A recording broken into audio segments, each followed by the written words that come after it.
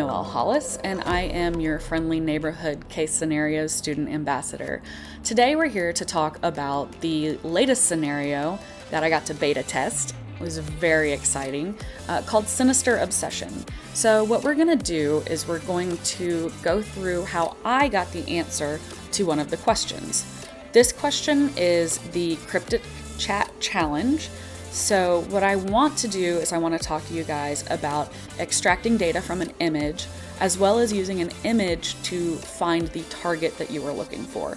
So this image happens to be of a chat platform, and if you haven't read that question, please go read that question now, because we're about to go through it.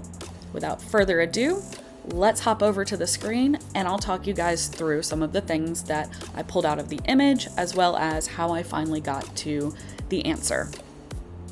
Hi everybody, just like I promised, we are at the computer screen now. So what we're looking at again is the Sinister Obsession case scenario, and we are going to look at the Cryptic Chat challenge. So the challenge starts up with the setup of Sophia Blake giving Matt Parkman her screenshot from her stalker, essentially. So definitely go through and read this if you haven't. It's got a lot of background info, and remember, you want to keep as much information as you can from anything you can, because who knows what's going to come up later. But at the end of this, you get a profile screenshot, and let's hop over to that really quickly, because I want to talk you through using that to extract information about the person of interest. So as we do, we hop over to the screenshot that Sophia was given. And I like to go through these images and pull out all of the information that it has, whether you think it is relevant currently or not, because it very well may become relevant down the line. So let's talk through how I pulled data out of this image. So we start at the top. It says 2 devices. So wherever this is, for some unknown reason, lists how many devices that are on the messaging app, which is strange. So let's mark that down as something that could be unique about this app. The second thing is that there is a button with a weird rainbow frame on it, and that makes me think Instagram initially, but what makes me think not Instagram second was the conversation will be end-to-end encrypted.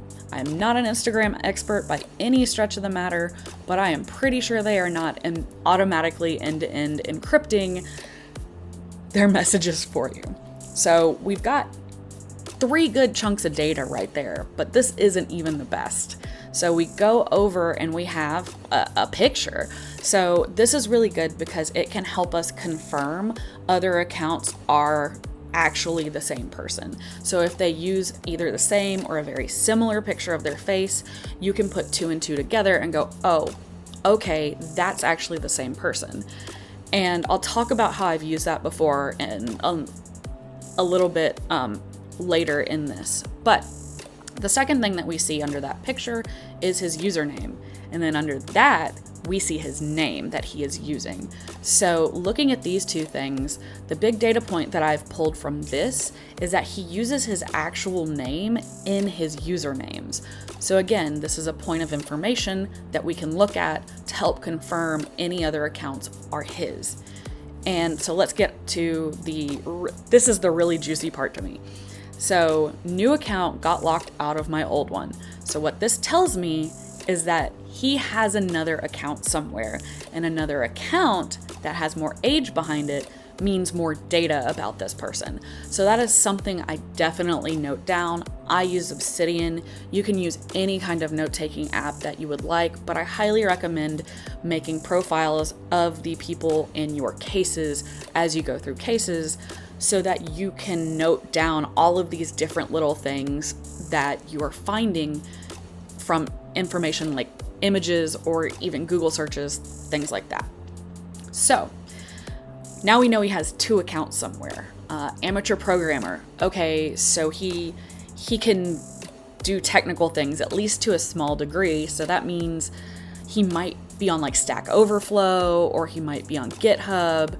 And I work with very technical products like APIs and databases, so I'm fairly comfortable with those kind of sites. If you're not, I highly recommend just looking them up, just surfing through them and seeing kind of what's going on there. So, amateur programmer, he might have stuff over there. Pokemon Go player, that tells me that you do not care about people knowing your location. So, again, there's some really bad OPSEC happening just in this entire thing. And the last one, retro tech. So, don't really know what that means. Is it computers? Didn't really make sense to me, but I noted it as something that if he uses this in other bios and he uses the same terminology, that helps us to confirm this is in fact the same person. So let's go on to my next step. And my next step is fairly basic. It's really easy. I take this image and I throw it in Google Lens. So let's hop over to Google Lens. I went ahead and put the image in Google Lens because technology does not like to participate if you try to do it live. But as you can see here, there's like no real help here. It's just like, I don't know, make the box smaller over in the corner. But there's one thing that I found that is really useful about Google Lens, and that is find image source. So hitting that, you get to find the image source.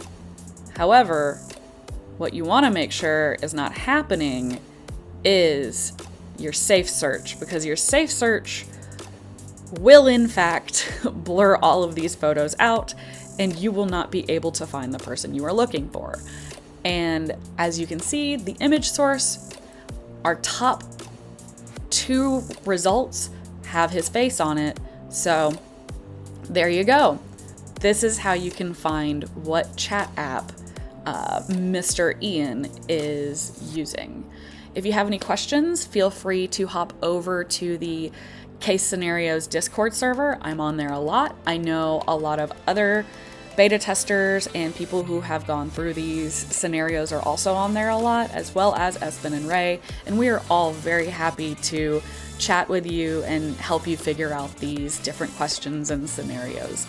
It's a lot of fun. I hope you're having fun, and that is it for this particular question. I'll talk to you guys later.